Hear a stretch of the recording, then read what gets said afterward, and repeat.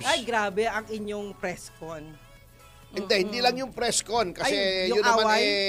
hindi yung kahapon. Yes, yung hearing. Yung hearing Yes, na oo naman. tungkol sa kwan. Alam mo, in fairness, maganda yung pamamalakad ni Senator Dante Marcoleta. Okay. Oo, kontrolado niya. Hindi pa ulit-ulit yung mga question. Mabilis mabilis. Tsaka hindi siya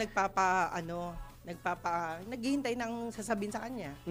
Yes, oo. Medyo firm siya pagkatingin niya binobola siya pero ginagalang ang karapatan ng lahat ng tao. Correct. Yan. Opo. At syempre, ang higit sa lahat, in-announce niya, di ba, Opo. antimano sa kanyang opening statement.